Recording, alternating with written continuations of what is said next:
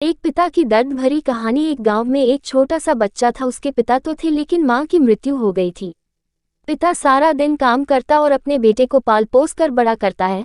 वह सारे सुख अपने बेटे को देता है जो एक मां दे सकती थी। उस पिता ने कभी कुछ नहीं मांगा, सिर्फ इतना ही मांगा कि मेरे बेटे को कोई परेशानी ना हो। दिन बीतते गए, बेटा पढ़ लिख कर अच्छा जॉब भी करने लगता है और वह शहर में रहने लगता है।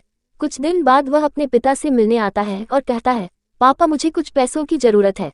मैं चाहता हूँ कि शहर में ही जमीन लेकर अपना घर बना लूँ। पिता इस बात को सुनकर बहुत खुश होते हैं। सोचते हैं कि मेरा बेटा है, एक ना एक दिन नाम करेगा। जिंदगी भर की बचाई हुई पूंजी को निकाल कर अपने बेटे को दे देते हैं।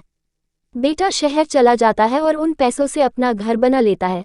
पिता इधर इंतजार करता रहता है कि मेरा बेटा फिर से आएगा, एक ना एक दिन तो मेरे पास आएगा ही। जाएगा कहाँ? उसके पास अब कोई नहीं जाता था, क्योंकि न ही अब उस पिता के पास पैसे थे और न ही रहने का जगह था। कुछ दिन बाद बेटा फिर लौटकर आता है और अपने पिता से कहता है, पापा बाप दादाजी बनने वाले हैं। पिता को बहुत खुशी होती है। इस बात को सुनकर वह कहते हैं, तू मुझे मेरी बहू और पोता से कब मिलाएगा? बेटा कहता है, बस पापा थोड़े दिन और। पापा मुझे कुछ पैसों की जरूरत है, क्योंकि आजकल थोड़ा जॉब में खींच बीच हो रहा है, जिसके कारण से मुझे कुछ दिन के लिए सस्पेंड कर दिया गया है। पिता के पास कुछ नहीं रहता है देने के लिए, लेकिन फिर भी कहता है, अच्छा बेटा तू रुक, मैं अभी आया कुछ पैसों का बंदोबस्त करके।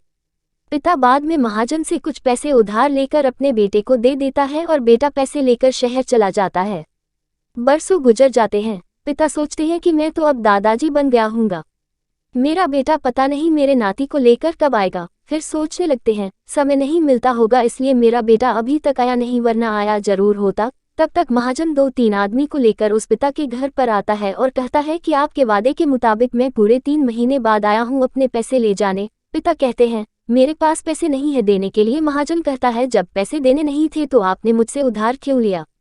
तभी पिता कहते हैं, ठीक है रुको, मैं तुम्हारे लिए पैसों का बंदोबस्त करके आता हूँ। और वहाँ के नज़दीकी अस्पताल में चले जाते हैं। वहाँ जाकर अपना ब्लड डोनेट करते हैं और अपनी एक किडनी बेच देते हैं और उस महाजन का कर्ज छूटा कर देते हैं। किडनी बेचने के बाद उनकी स्थिति और भी खराब हो जाती है और वह उस राह में जी रहे होते हैं कि मेरा बेटा एक दिन आएगा जरूर। इस आस में जीते जीते एक दिन पिता की मृत्यु हो जाती है, परंतु उस बेटे को अपने पिता को आग देना भी नसीब नहीं हुआ।